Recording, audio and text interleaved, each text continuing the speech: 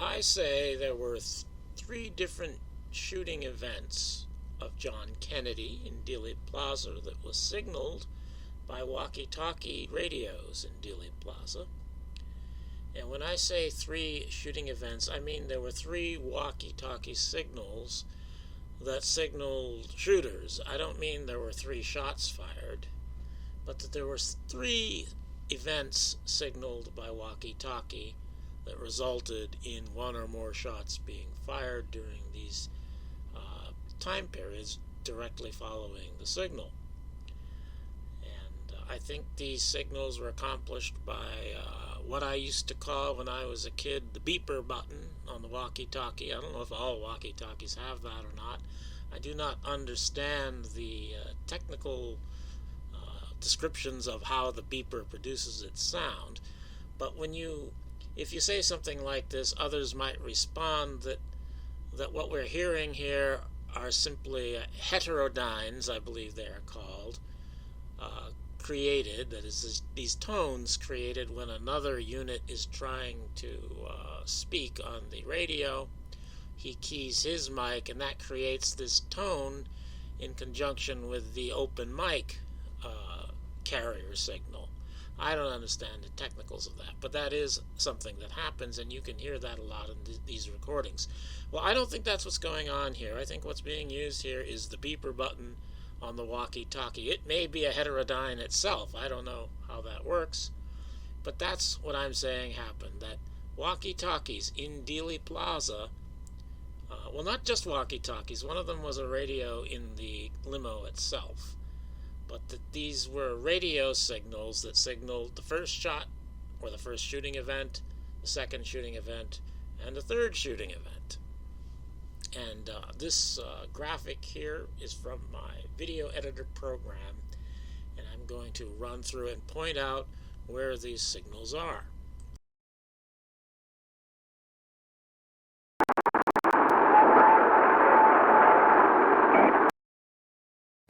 And the first signal accompanies the gun is closed and he aims at transmission. This is the radio operator, the walkie-talkie operator on the overpass with the shooter on the overpass who fires the throat shot. And I think it's her beeper button. She says the gun is closed and he aims it. On her last word, she presses that button.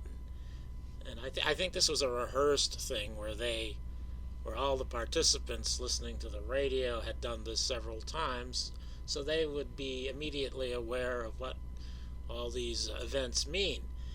And so I think this signaled the first shot.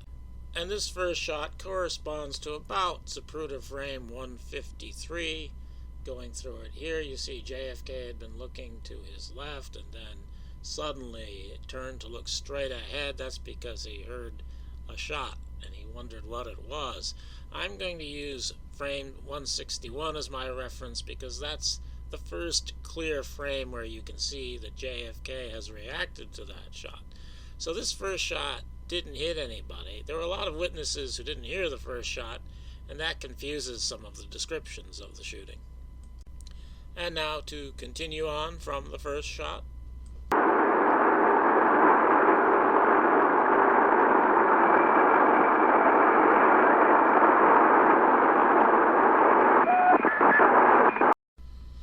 This I take to be the signal from dark-complected man for the throat shot to come from the overpass, and while at the same time signaling the audio decoy shot from the Texas School Book Depository.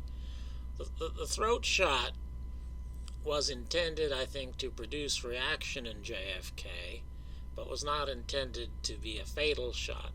It was fired because JFK had already been shot with poison by this time, and a reaction to poison does not look like a reaction to a gunshot.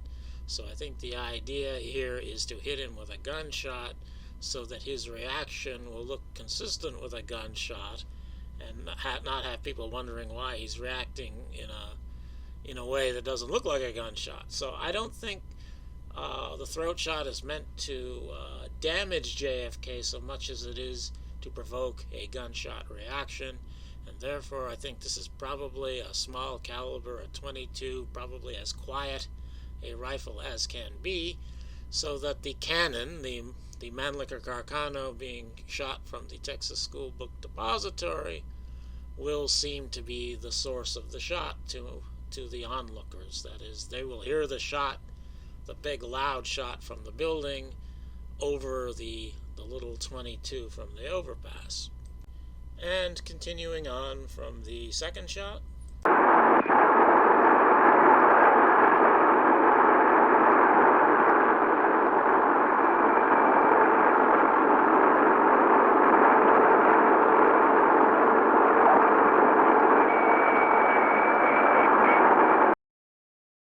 And this is the signal for the headshot, which I think was several shots, ultimately.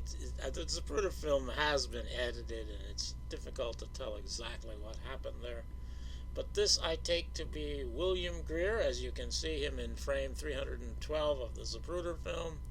He has his right index finger extended to the dash or to the radio. He's turned around and watching the scene. I think he is, I don't want to get into a detailed explanation of this, but I think he's looking for the right moment to signal the headshot. And I think the car is actually stopped at this point. But in the film, of course, it apparently continues to be rolling. But anyway, I think this is William Greer signaling the headshot event, which I think results in multiple things happening. I think there's a device Jackie activated, or she positioned, I think. I think the pressing of this button by Greer activated that device. That device produced false exit material and pushed JFK forward, and the purpose of all of this was to simulate him having been hit from behind, when actually, at that moment, he wasn't hit from anywhere. It was kind of a faked headshot, and William Greer had actually fired the shot that ended up blowing out the right ear, or the area above the right ear, and then someone from behind the picket fence fired the shot that blew out a hole in the back of the head. But the purpose of the signal, I think, was to signal the Texas School Book Depository shooter to fire his decoy shot, so that all the resulting action could be attributed to that shot from the Texas School Book Depository. But that shot, once again, was a decoy, an intentional miss, and the people who shot JFK in the head were William Greer, the driver, somebody from behind the picket fence. And then after that, there's a couple shots from the overpass. I think it's another shooter. I think this is completely gratuitous. I think this guy maybe just wanted to shoot because he wanted to shoot the president. But anyway, I don't think that was planned, and I don't think it was signaled. So these are the three signals. So I've condensed much of that information into this. The first shot was a signal shot. That was to tell John Connolly to start doing his thing. He's the guy who shot JFK with poison. I think this signal came from the radio operator on the overpass, who I think is that girl pictured there. The second signal shot for the throat shot was signaled by dark-complected man. I have a very much enhanced photo here from the Willis 5 photo of dark-complected man. Obviously, he has something strapped to his chest underneath his jacket, and he's got his right hand on that item, and you can see even in this, you can see his index finger is extended to what I presume to be the beeper button on his radio. And I associate this with frame 225 because that's the first frame that JFK is showing reaction to the throat shot. You can see him in frame 224, but he's not yet reacting to the throat shot. He's reacting still to the poison shot there. And when he's hit with the throat shot, that poison reaction disappears in favor of a gunshot reaction, which I think is the intended effect. And then 312, I think Greer is pushing that long held a beeper note on his radio to signal the decoy shot from the Texas School Book Depository. And I've noted the approximate time between shots here. Now this differs a lot from what witnesses said. In fact, here I have the first two shots are closer together than the last two shots. There were a couple witnesses who said that, and they probably did hear the first shot and heard these as three distinct shooting events or three shots. A lot of people, though, they heard the second shot as the first shot, and then they heard more than one shot during the headshot event, as I call it here. And they're the ones who, like Lee Bowers, for example, they say that the last two shots are very close together compared to the first and second shot. So it's kind of confusing because a lot of people didn't hear the first shot. And there are other issues with confusion from the witnesses. And you might notice that I have 16 seconds here, essentially, between the two shots that, if you figure by the film, it's about 6 seconds for those shooting events. So the way I reconcile this is that the Zapruder film has been altered. The stop was removed. It was altered in a sophisticated way because the background represents a different time sequence than the foreground, than what's going on in the limo. So it's too confusing for most of us, I think, to straighten out in our minds all at one time.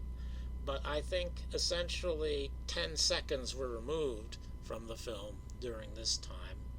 And I'm not going to try to get into an analysis of the film here, but I don't have a problem with my 16 seconds representing 6 seconds of the Zapruder film because I know the film was altered. And even if I can't tell you exactly how every alteration was made. Alright, I guess that about wraps it up for the 3 radio signals for the 3 shooting events that resulted in more than 3 shots.